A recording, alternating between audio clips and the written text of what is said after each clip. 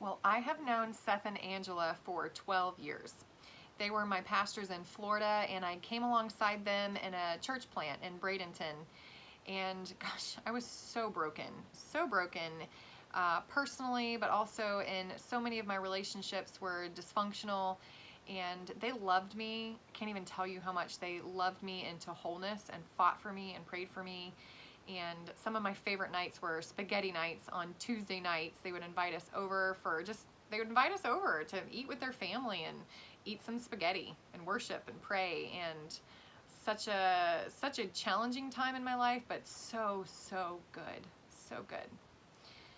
So the memory that I want to share with you was interesting, and it turned out a little bit different than how I thought it would.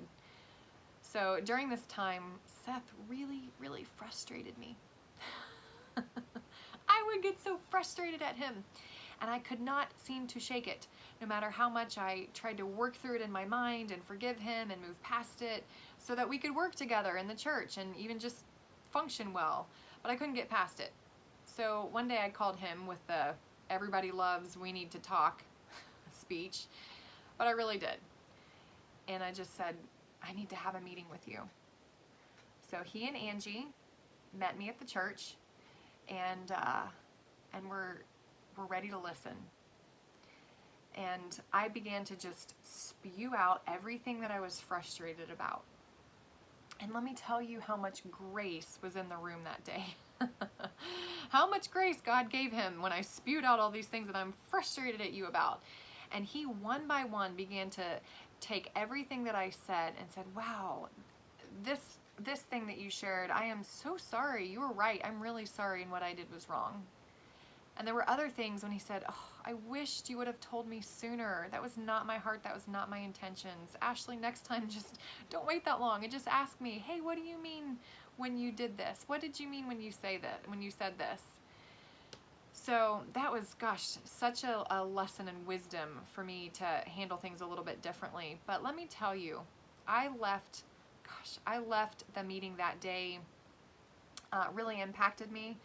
And I left, I don't know what would have happened in the dynamics of our relationship, and if we would have even had a friendship beyond that day or beyond the year, had I not shared with him what was going on in my heart, and had he not had the willingness to listen to a potentially very messy conversation.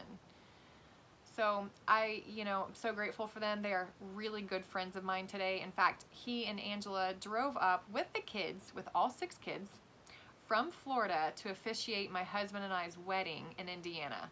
It was a long drive to marry my husband and I, but they're such good friends of mine, and I love them dearly, and I am so blessed that they, and myself included, that we were willing to have a messy conversation in order to get to a place of peace.